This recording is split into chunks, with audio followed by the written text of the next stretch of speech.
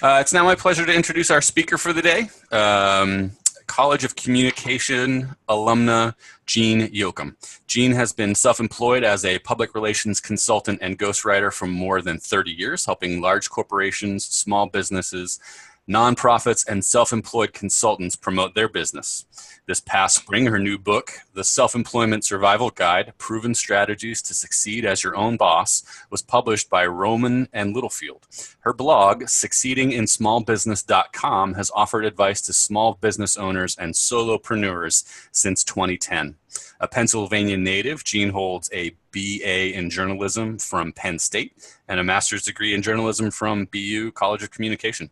After spending most of her career in Greater Boston and Western Massachusetts, she now lives in Durham, North Carolina. Jeanne, thanks so much for being here today. I know you've just returned from a tour promoting your new book, so congratulations on that. And we appreciate that you're taking time to be with us and the BU community.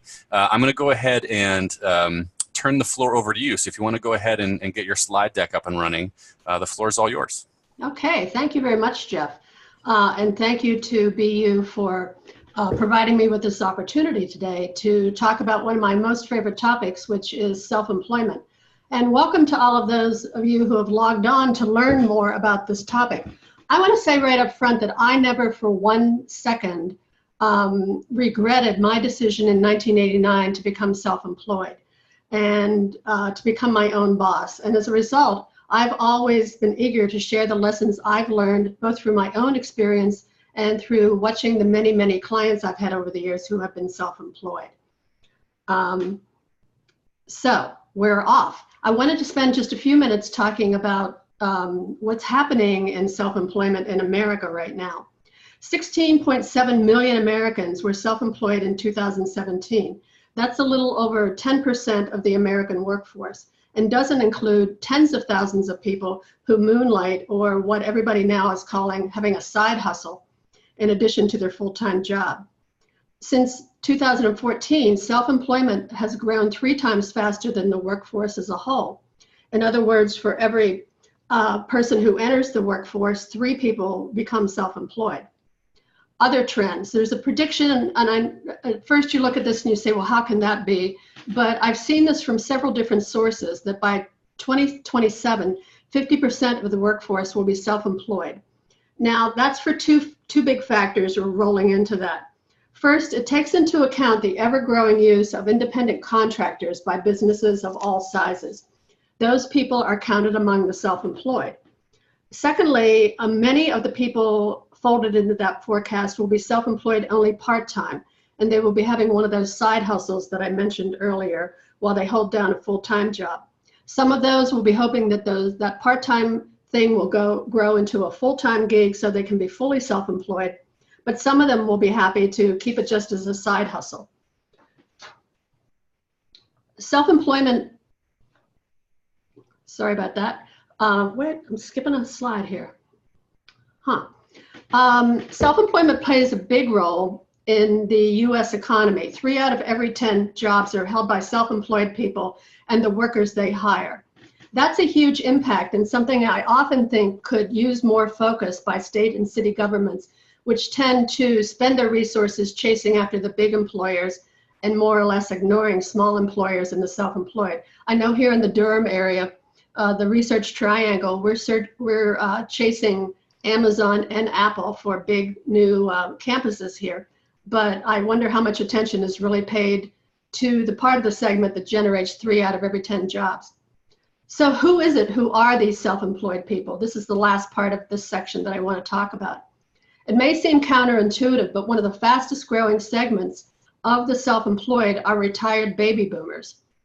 There are 3 reasons behind this. First, some baby boomers retired and then realized that their financial resources were not going to be adequate to support the lifestyle they wanted in retirement.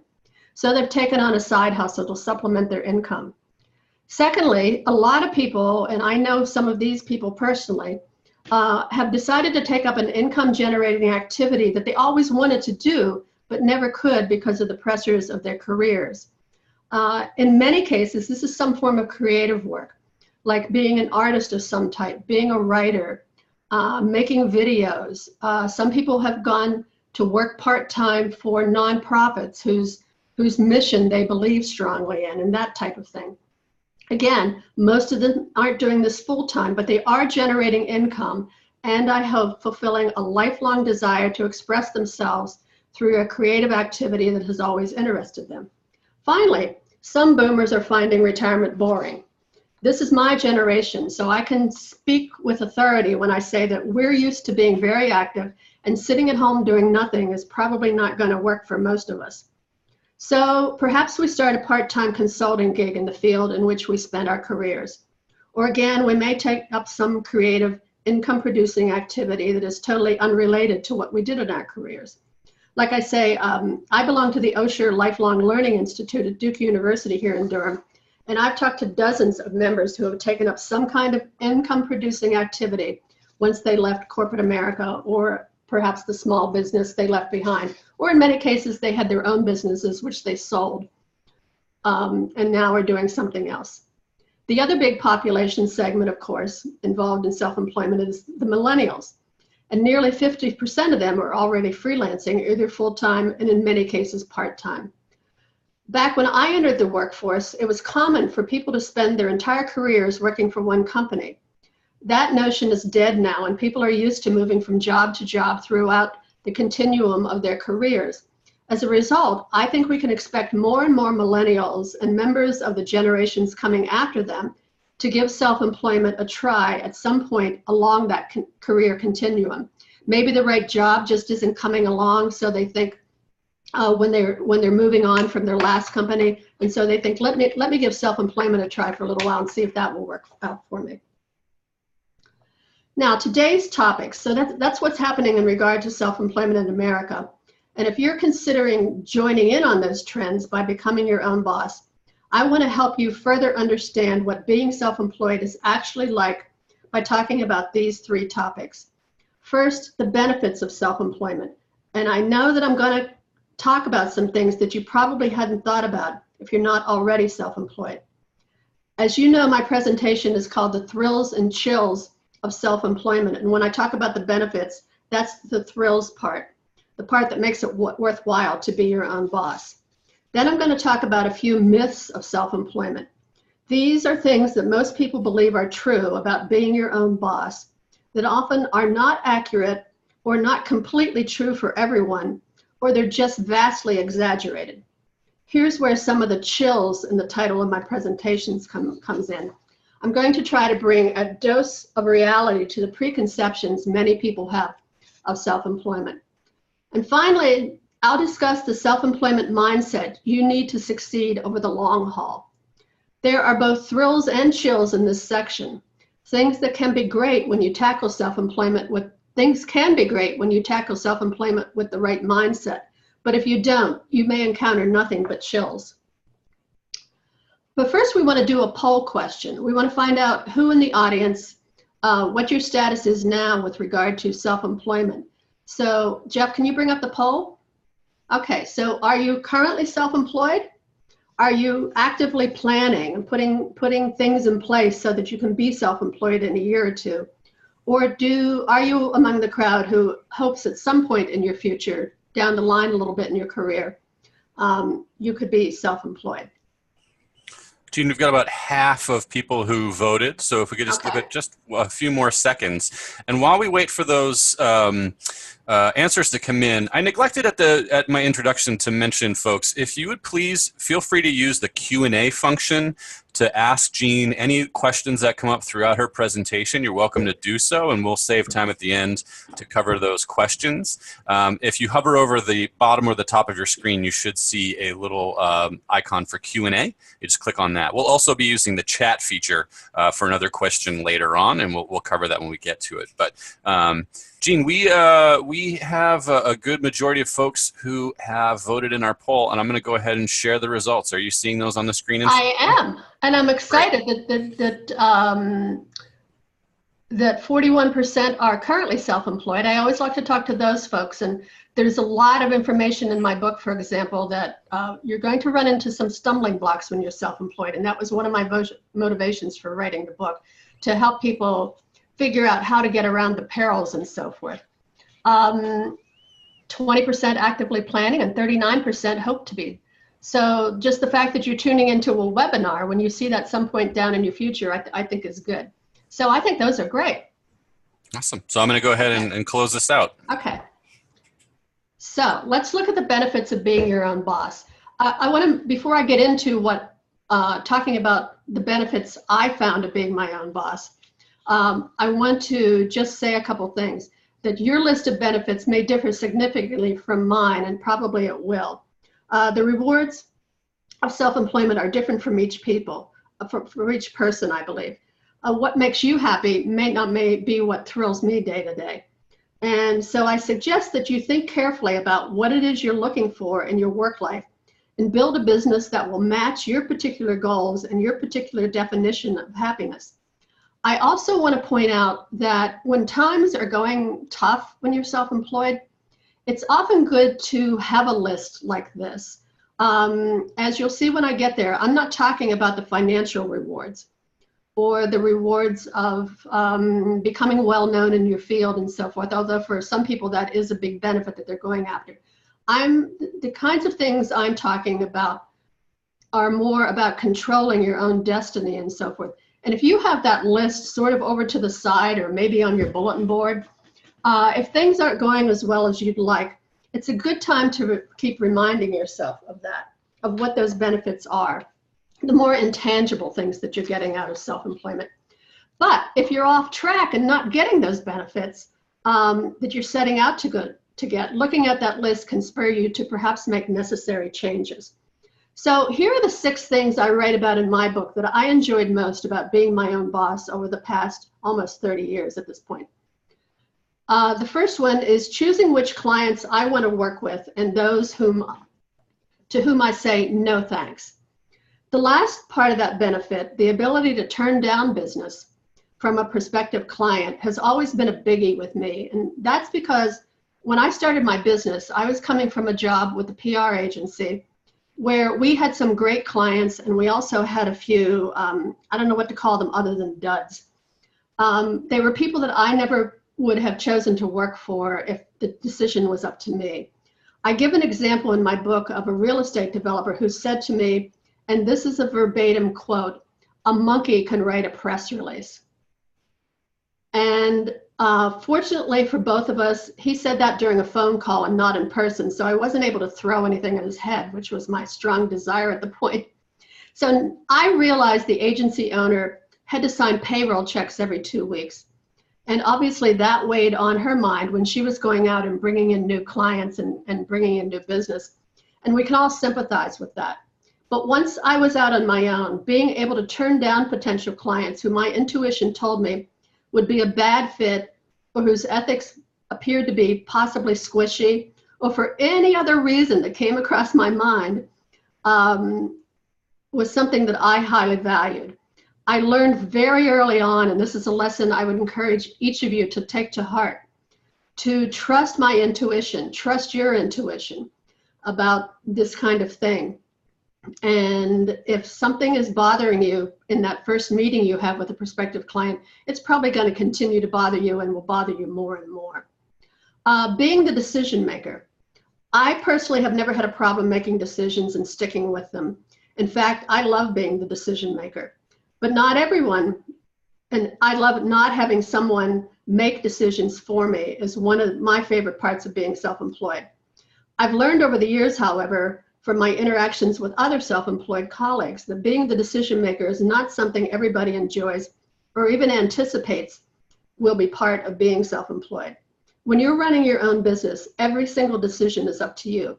Obviously, you may have mentors or colleagues that you can ask for guidance and advice, but you make the final decision about every single solitary thing.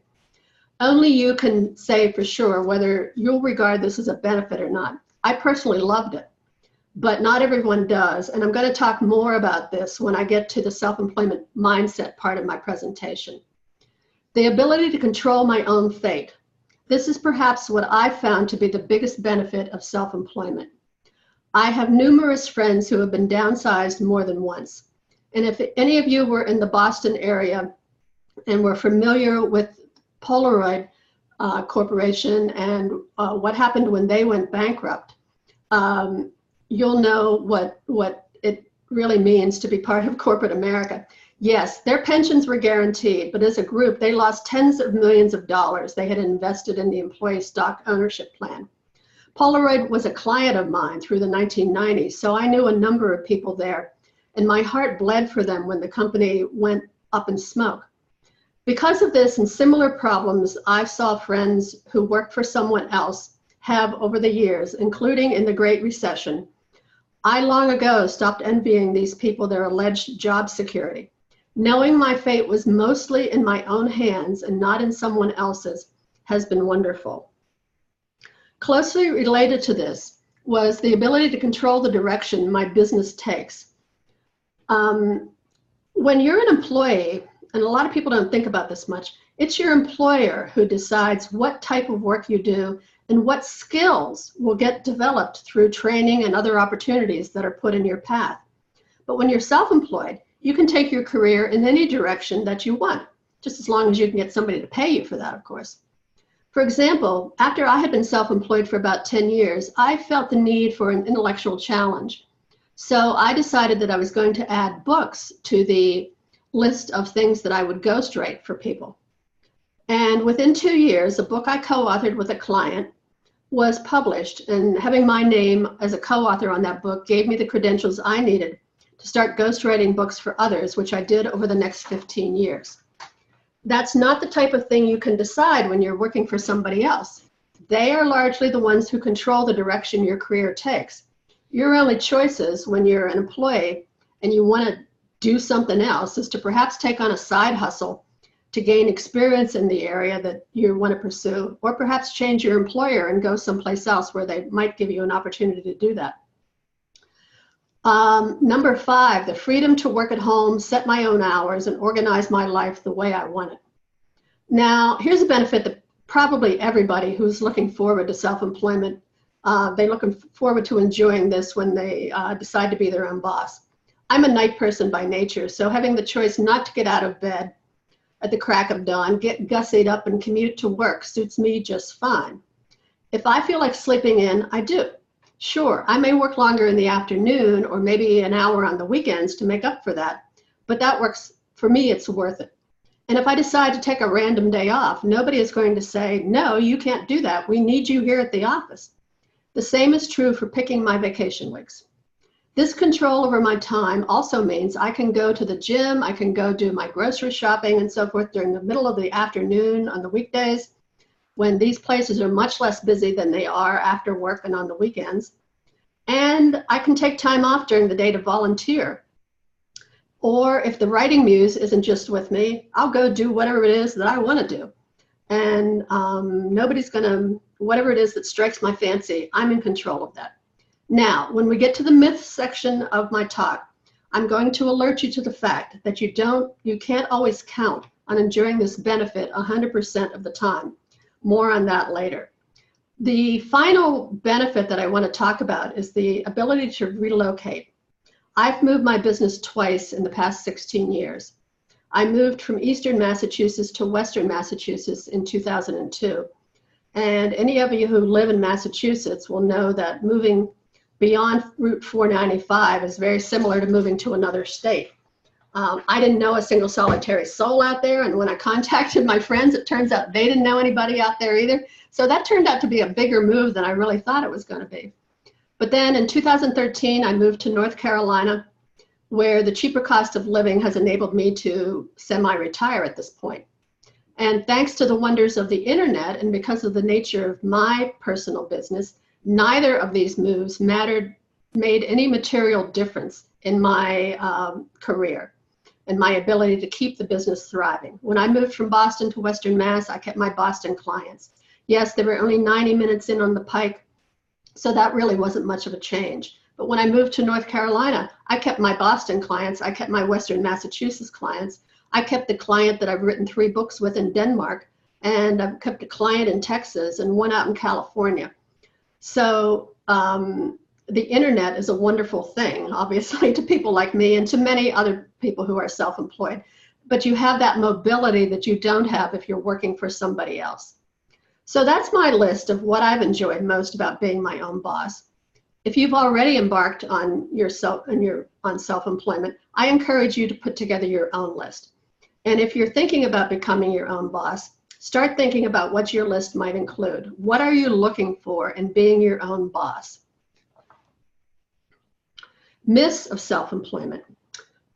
These are things that people have constantly said to me over the years, people who aren't self-employed.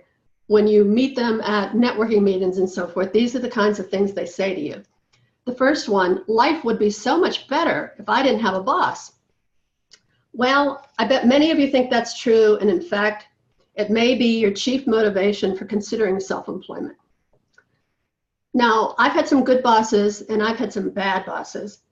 And in the introduction to my book, I write about the micromanaging and other behavior of my boss that drove me to quit my last 9-to-5 job.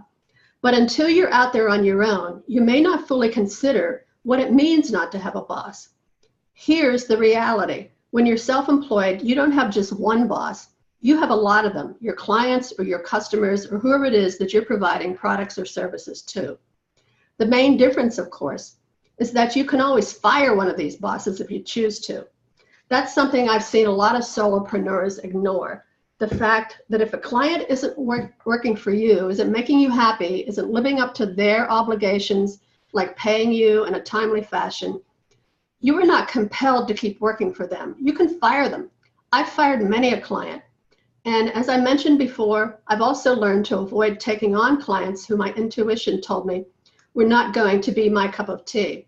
But the fact still remains that when you are self-employed, you will have many, many people making demands on your time, bringing stress of one type or another into your life. And the fact is that the more successful you are, the more clients you'll have, and thus the more demands you'll have to juggle.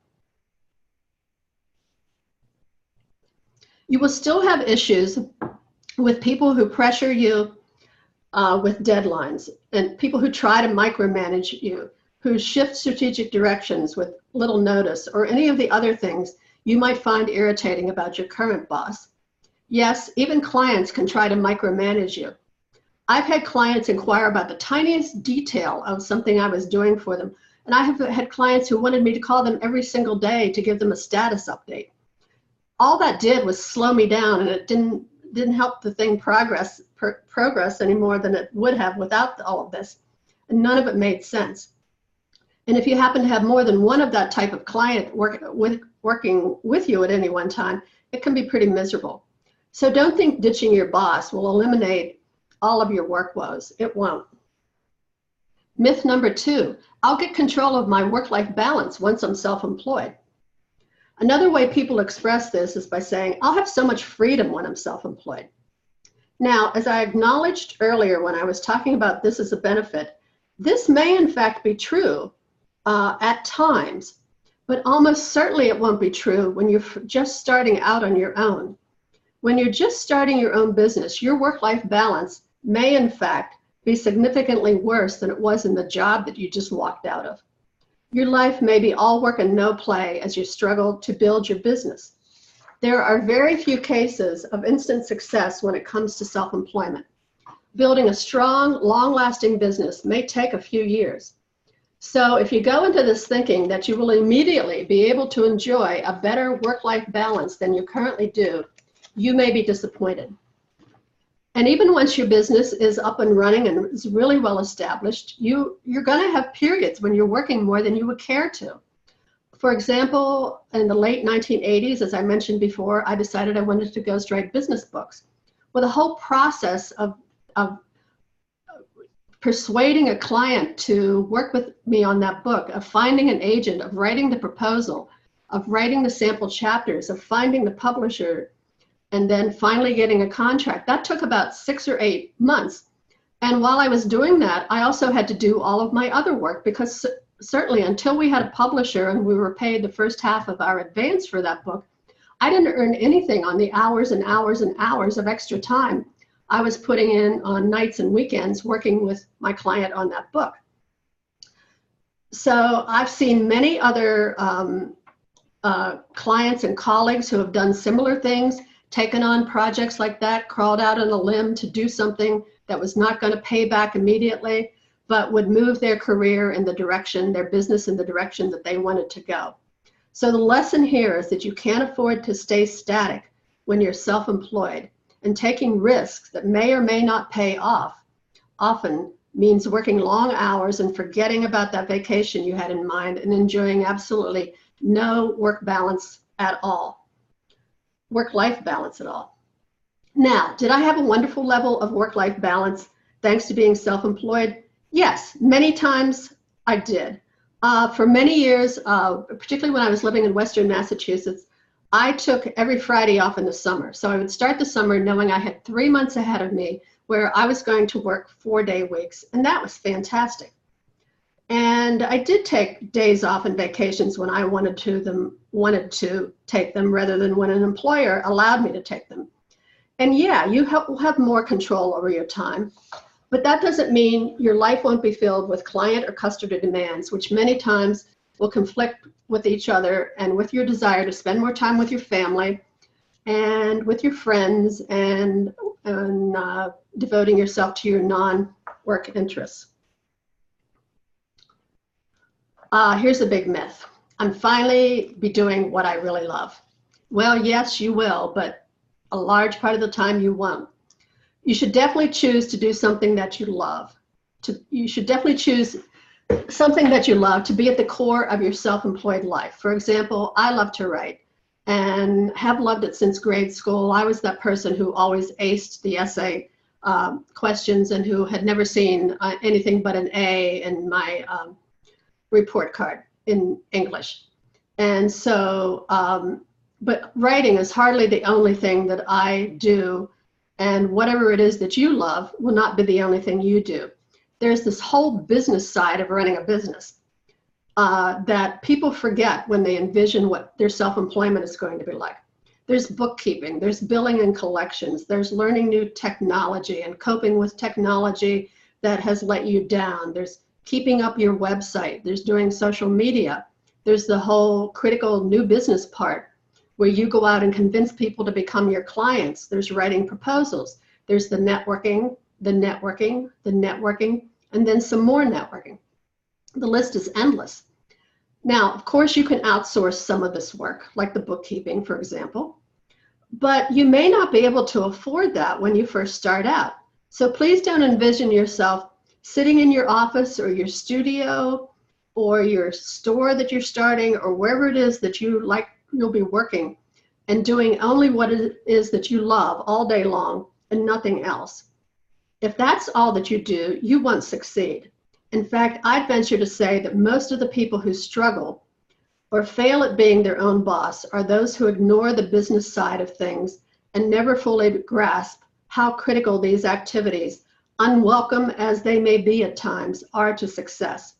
If you can't adapt to the need to network, for example, you are definitely going to struggle to bring in the work that you love doing. It's as simple as that.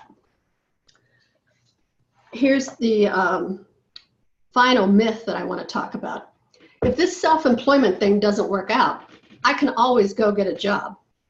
Well, that's true in theory, but I think that it gets to be more complex. Yes, you could just polish up your resume and go back into the job hunting world, but I think it will end up being much more difficult. First, I think there are some prospective employers who will look askance at someone whose resume has a recent stint in self-employment. They may question whether you're flying back to self-employment because you failed miserably at self-employment, which might raise questions in their mind about what your skill levels are and so forth. They may think you're looking for a short-time gig to help you dig out of a financial hole that you got into while you were self-employed. And they may wonder exactly what it was about you that caused you to fail at self-employment. Secondly, and I think this may be even a bigger issue, the psychology behind going back to being an employee after being on your own presents problems. Once you're used to making all the decisions for yourself, how are you going to adjust to having a boss again? Will your failure to succeed at self-employment be such a blow to your self-esteem that you have a hard time presenting yourself in a positive way and to present yourself well in interviews or other business situations? Will you always be looking back over your shoulder and wondering why you didn't stick it out and try to make a go of it out there on your own? I was first self-employed from the spring of 1985 to the end of 1986, and then went back to a 9-to-5 job. My biggest client kept offering me a job, and I finally took it because I had made the mistake of letting myself get burned out. Working 9 to 5, 5 days a week instead of working 6 or 7 days a week, as I had been for quite a few months, looked very appealing. But once I took the job, I found it impossible to go back to being happy as an employee after being out on my own. I just missed steering my own ship too much. I suspect many other people who try this have the same problem. So please don't think that going back to being an employee will not present problems. Instead, it's a better idea to focus all your energies on trying to make a success out of what it is you're doing, rather than so that you never have to go back to working for somebody else. Now we have another poll question that we want people answer through the Q&A button, Jeff? Or? Actually, we're going to use the chat for this one. Oh, the Q&A, Jeanne, only allows for multiple choice. So, folks, if you would hover over your menu in Zoom here, either at the top or the bottom of your screen, and click on chat, you'll want to go ahead and answer this question. Your biggest worry about becoming self-employed. What do you fear most about this challenge? And we're going to leave this up for, well, we're going to have the chat function open for a long time. But, Jeanne, what you wanted to do was actually cover this sort of at the end of your presentation, right? Yeah, before we go into the Q&A, we can look at what's bothering people and see if I can help them with any of those things. So, folks, I realize this might be a little confusing, but if you've got questions for Jeanne, use Q&A. And if you want to reply to this poll question, your biggest worry about being self-employed, use the chat. So, Jeanne, carry on here. Okay. So now let's talk about the self-employment mindset. What are the essential mental attributes that will help you succeed at self-employment? I'm going to talk about 6 things here that I've seen among my friends and colleagues and clients who have been successful at self-employment. These are things that I feel they all have. These also, in most cases, the good news here is that in most cases, if you're not strong in these areas now, there are ways to develop them. And I talk about some of those in my book. I will also say that some of the people that I've learned from, some of these and figured out this mindset from, are in my book. I have 7 colleagues and clients that I bring into the chapters and sections called Other Voices. So they give their perspective on the self-employment peril or issue that I'm talking about in any particular chapter. And I added it all up one day, and it adds up to almost 200 years of self-employment experience that these people and myself all bring to the table. So I feel we know what we're talking about. So I feel fairly certain that the things I'm talking about here in the self-employment mindset are important to have. Persistence. Are you someone who is dogged, or are you someone who is easily discouraged? When you're self-employed, you hear the words thanks, but we're not interested in an awful lot. And if you must be willing and capable of dealing with this kind of rejection. Persistence is important not just when you're seeking new business, but at other times too. Say you've done a job for someone and their bill is overdue. You have to persist in reminding them that they owe you money. As I write in the chapter in my book that's about dealing with slow payers, the squeaky wheel does get paid, so don't ever hesitate to be the squeaky wheel. And if you are someone who's going to shy away from asking for the money that you've earned, self-employment can be mighty hard and potentially not very profitable. You might need to look into assertiveness or communications training that will help you become more comfortable at persisting at being the squeaky wheel. Decisiveness. Until you step out into self-employment, you may not have considered that it's probably the first time in your entire career when you have the ultimate power to make decisions. Previously, it's likely that someone else has always had decision-making authority over you. You had a boss who set your priorities for you and who ultimately had veto power over your suggestions and ideas. Thus, you may have had little experience with making big decisions, or in some kinds of workplaces, you may not even have any experience making little decisions, just depending upon the type of work you're doing. This all changes dramatically when you become self-employed. As your own boss, you are responsible for every single choice that needs to be made about your business. You need to be able to make decisions in a timely manner and then stick with them. Indecisive, wishy-washy people who constantly change directions have a hard time with self-employment. Every day is filled with choices about the direction you're taking your business, about what you need to do next to move your business forward, and about the work you're doing for your clients. If upon reflection, your stomach gets a little queasy at the notion of having to be the decider, then perhaps you should consider delaying your dream of self-employment until you become more comfortable with decision making.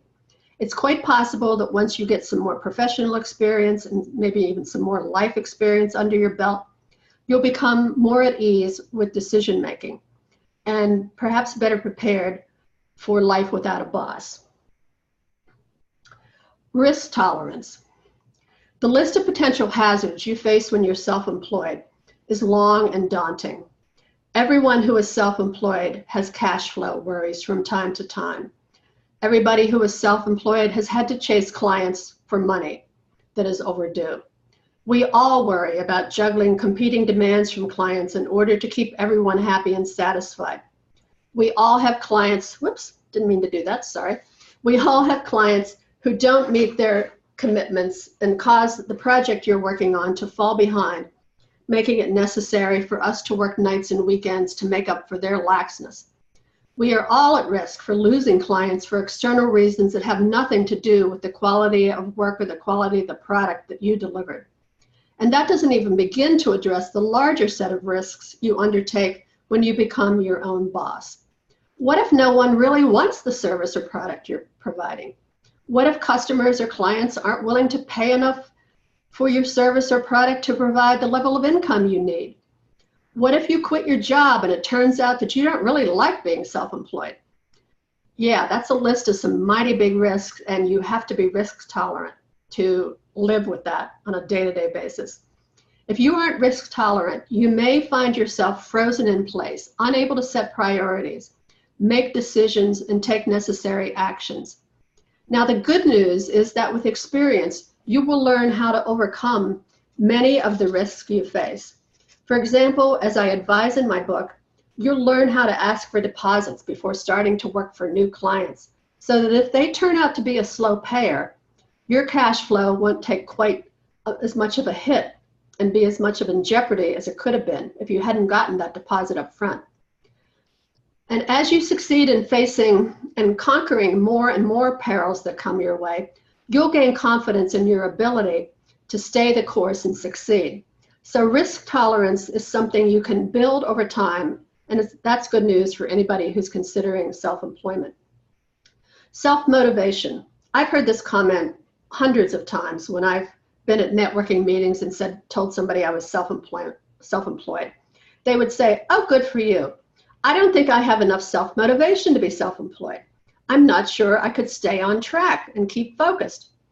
My response to that has always been that what motivated me each and every month was that the mortgage bill arrived. And if that doesn't motivate you, I don't know what will. But yes, it's important to really like what you're doing. But most reasonably well-adjusted people will find it within themselves the motivation to do what needs to be done in order to pay the bills.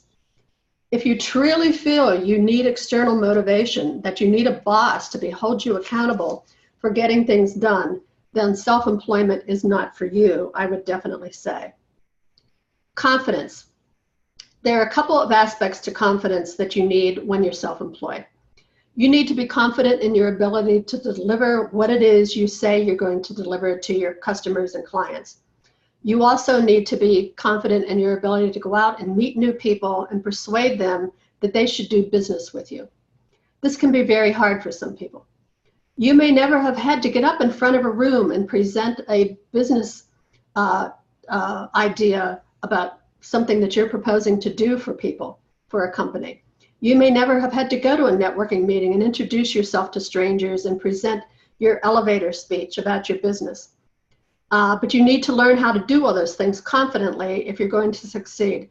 The best thing I personally ever did for myself in this regard was to take a Dale Carnegie course in public speaking. It was a big investment for me at the time, but it paid off in so many ways that I can't even begin to tell you.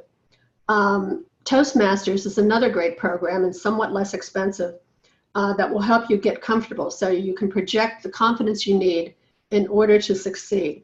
These programs improve your ability to project confidence not just in front of a group or a large audience, but also in one-to-one meetings as well. The final thing I want to talk about in terms of the self-employment mindset is optimism. I won't say definitively that a pessimist can't succeed at self-employment, but I definitely think it's easier to succeed if you're an optimist by your nature. People who are attracted to people who have positive attitudes and an optimistic outlook. It's hard to convince yourself to do business with someone who always thinks the sky is falling. Also, in my experience, I found that pessimists spend far too much time worrying about things that are never going to happen to them in their business.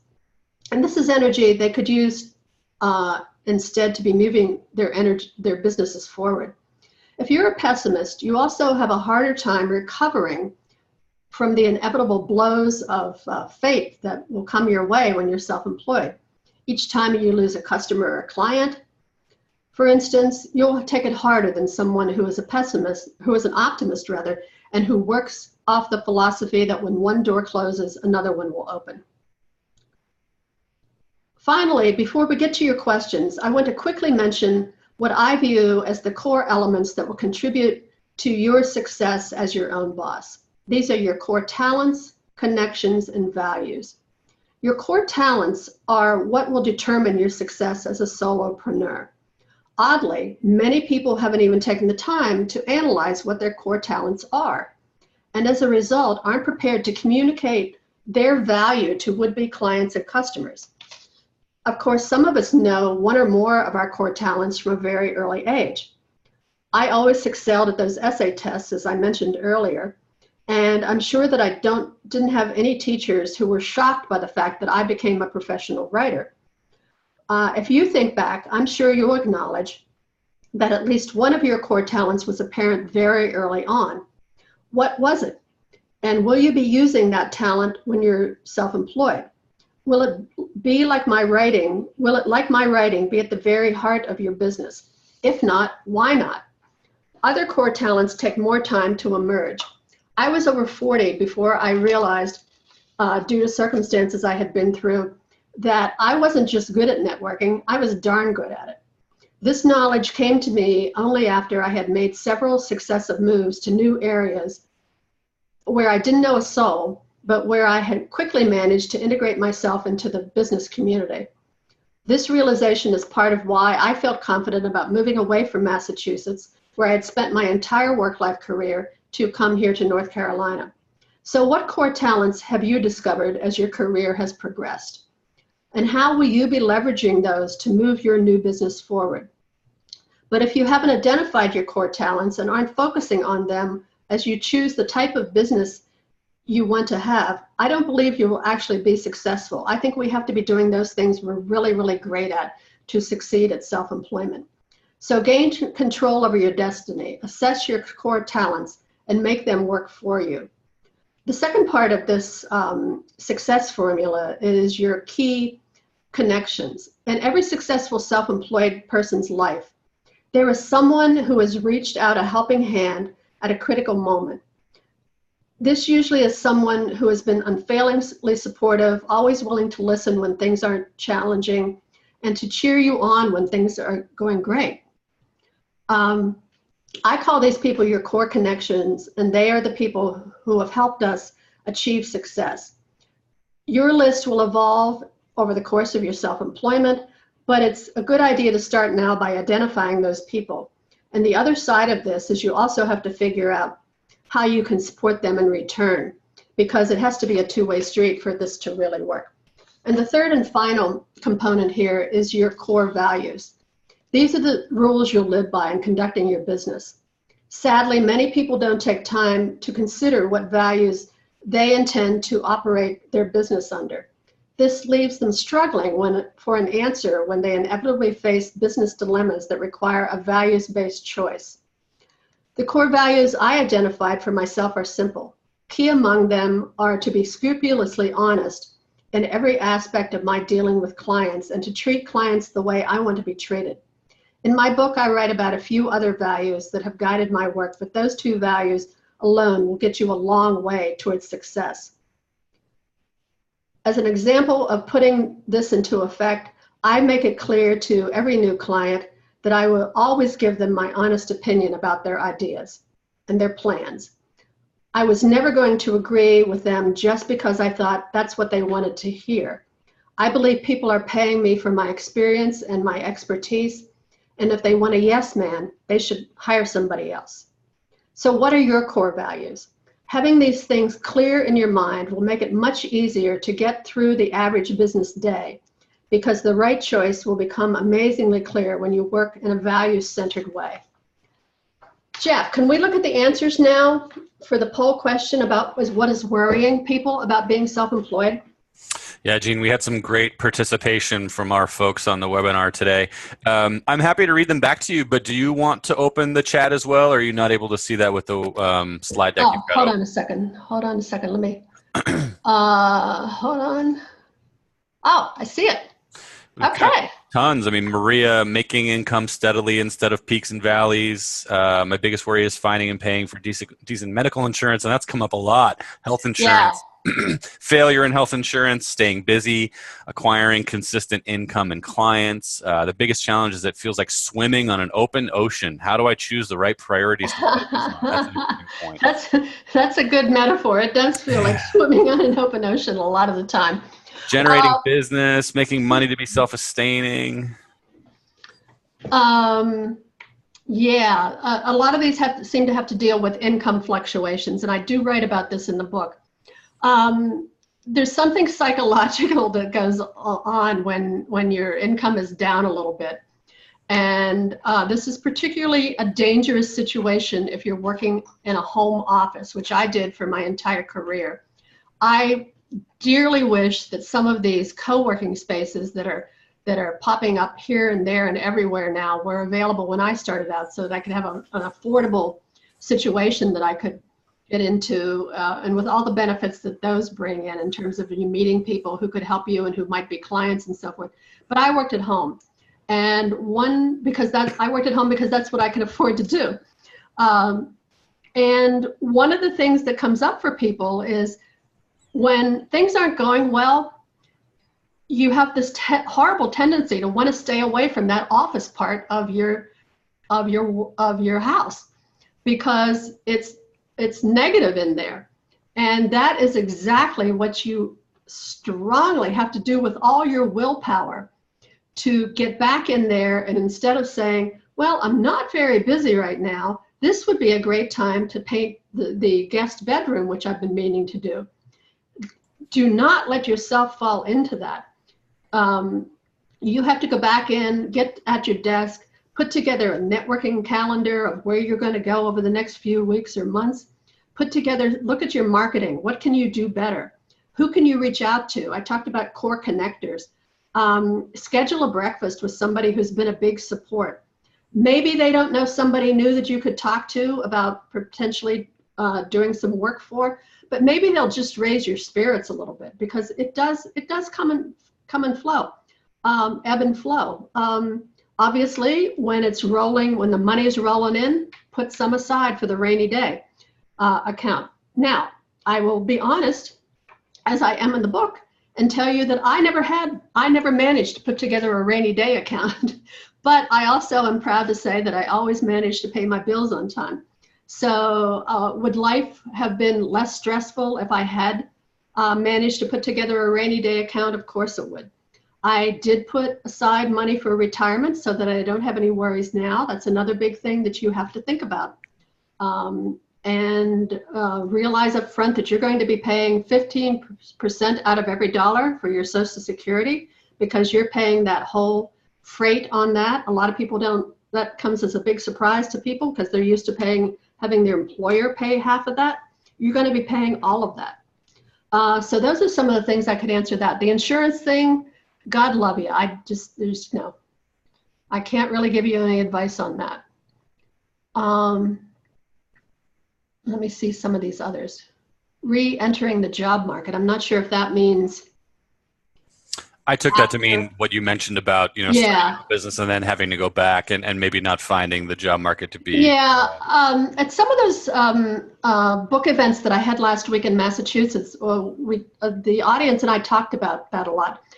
What I gathered, I never tried to do that. After I did that one stint at the PR firm, once I went out on my own in 1989, it never crossed my mind again to go back into the job market.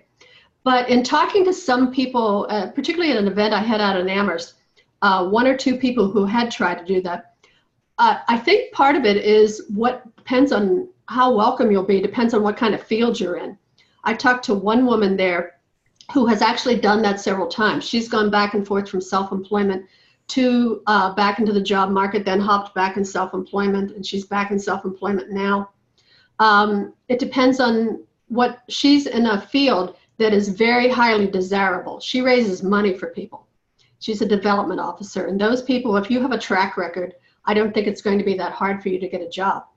I think there are other fields where people are more, the talent is more abundant and more widespread over people, that I do think some of those issues that I raised when I was talking about that, of how people will look at that on your resume, might not consider that a positive part of your career. I think it would pay you well to think of questions that might come up around that issue of why are you leaving self-employment, and have a good explanation ready about why that didn't work out for you or why you want to go back to being self-employed. Hey, Jeanne, we've got about 5 minutes left here. I want to call attention. I think Grace made a good point about some of her concerns around legal issues, taxes, risk management. And that makes me wonder, were there some sort of like small business resources that you tapped into as a small business owner during your career? Are there other sort of like small business associations that people should look into, that kind of thing? Yes. One of my favorite clients of all time was a national organization that works out of Springfield called the National Association for Community College Entrepreneurship. And that's made up of community colleges all across the country. And I got to know those people very well. So many community colleges have small business development centers. Many states have, I think possibly all states have small business development centers that the states run. You can go to these places. The ones that are at community colleges, they offer very, very low cost and sometimes even free workshops on very important issues, some of the basics, some of the computer skills that you might not have that you may need to pick up, like how to do your bookkeeping and so forth, working with QuickBooks, that kind of thing. Those are a great resource and a very, very affordable resource in most cases. Great. And then we've got one question that's come in, and folks, we've got a few minutes left here if you want to chime in with one last question for Jeanne. Chloe has asked something that she asked it a few minutes ago, and you kind of addressed at the end of your talk, but I think it's worth sort of repeating here. So Chloe is a 2010 grad from the College of Communication. She has hopped industries, and when she quit her full-time job, she fell into consulting and self-employment with folks in her network needing help on various projects. Chloe's coined herself as a jack of all trades for new businesses, but at what point does she really need to specialize? Is she setting herself up for failure by marketing herself as a generalist? Without knowing what field she's in specifically, it's a little hard to judge that. Yeah. Coming into this, I'll just have to use my own field as an example. Coming into this, I was a generalist, and I was a generalist for the first 10 years of my self-employed career. I did all kinds of public relations. I did event management and all of that type of thing, crisis management, anything, anybody needed their name in the media.